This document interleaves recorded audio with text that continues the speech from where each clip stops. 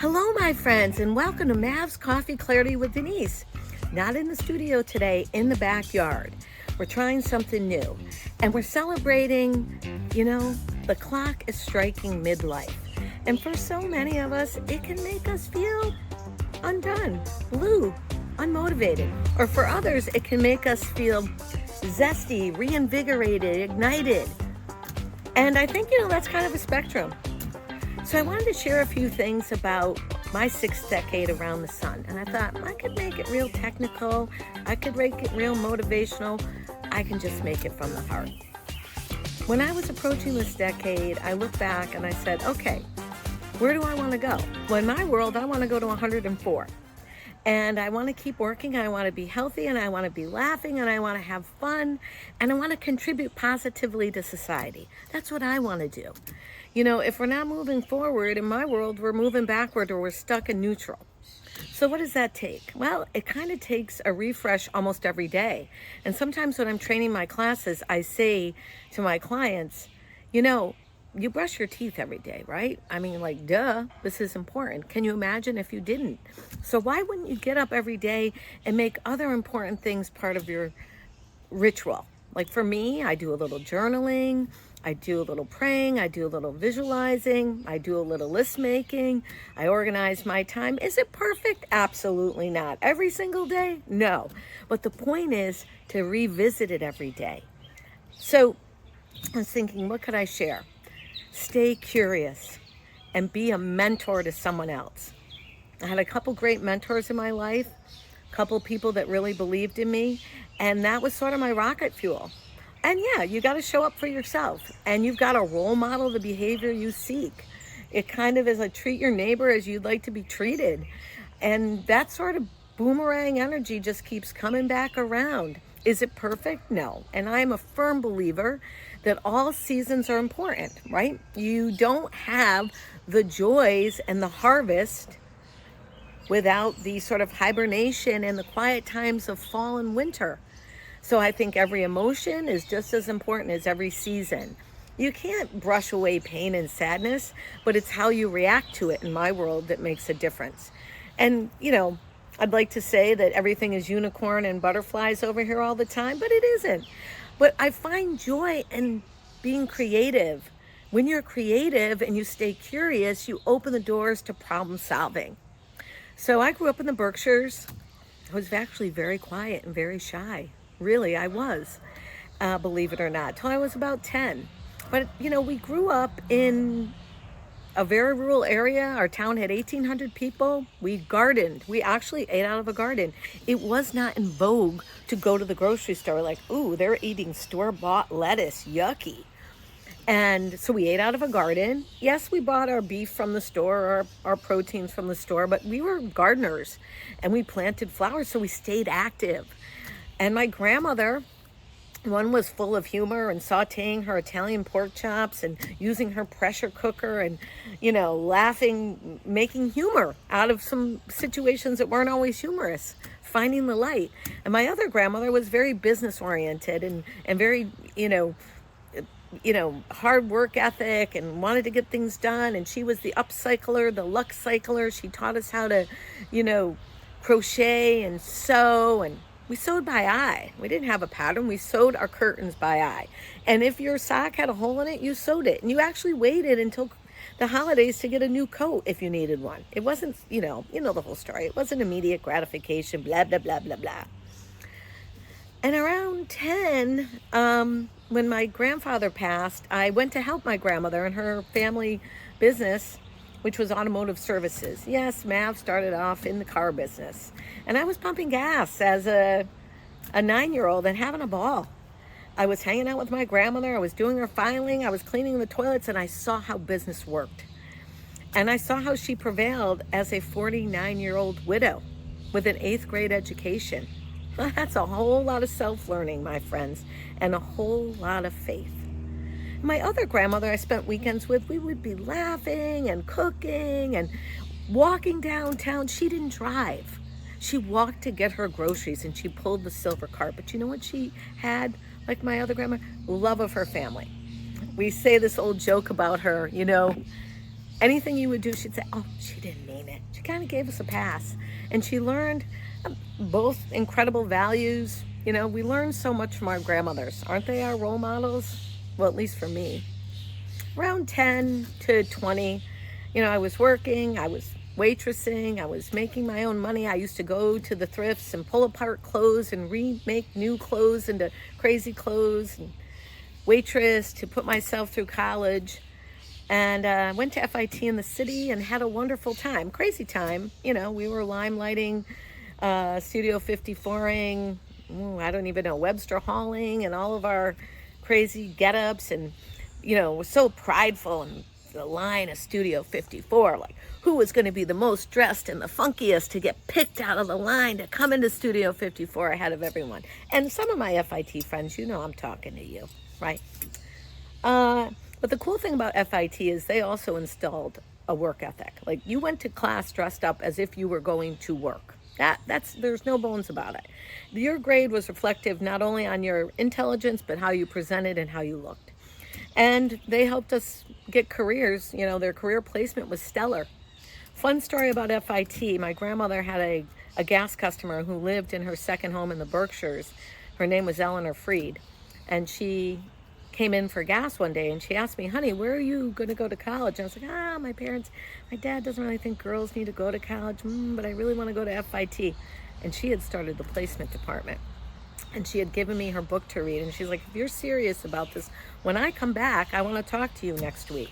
I ran into my grandmother's office. Graham, I'm going to read Eleanor's book and I'm going to go to FIT. You know, it's a little bit about visualization, right? Chance favors the prepared mind. And, you know, again, with some solid backing and important encouragement, anything is possible. If not today, maybe not tomorrow, but certainly in your future. That's just what Mav believes. So 20 to 30, you know, is kind of a wild girl. A failing relationship with somebody who really didn't live up to my moral code, but you know, you live and learn, whatever, no judgment on him. He was doing him and he was doing a lot of things, and I was still being me, because I grew up in a way that, you know, my grandmother would always say, 2 things they can't take away from you, my friend. They cannot take away your self-respect, and they cannot take away your education. Both door openers. So I found a career in the exhibit world, and I was designing trade show exhibits. And at that time we were a small firm, so we designed and sold and traveled with the exhibit around the country. And so I got to see this little country girl who was sort of shy, not anymore shy, all parts of our country and working. So I'd always kind of worked and played at the same time.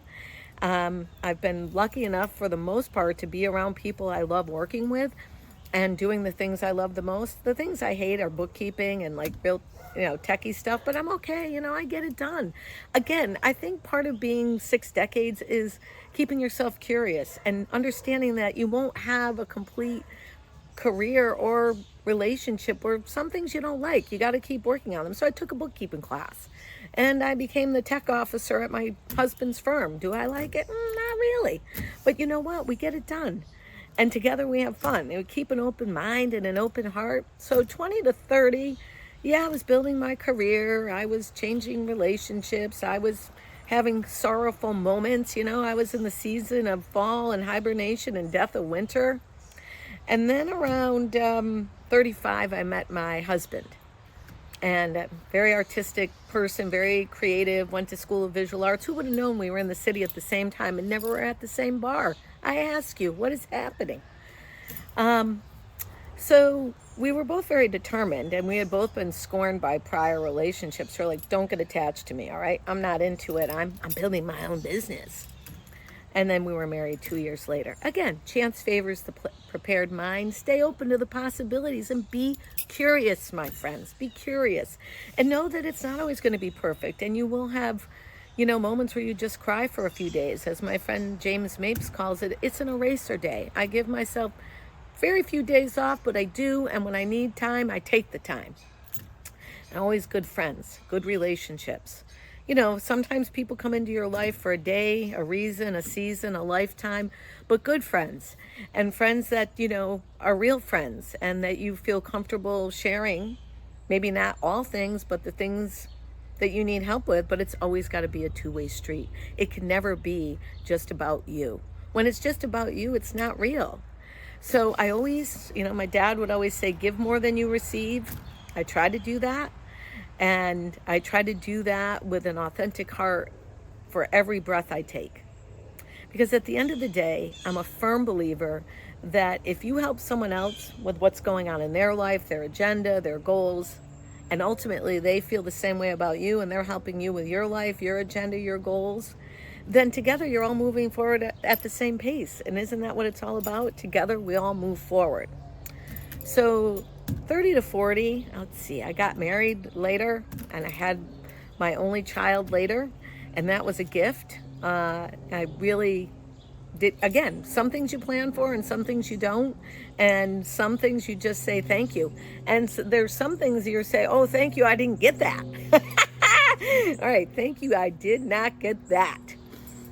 So my husband and I started a business in fine art services. We brought our creative brains together, me coming out of 3D exhibit design, branded visual environments, experiential type events, and him in meticulous art restoration. And we built a business.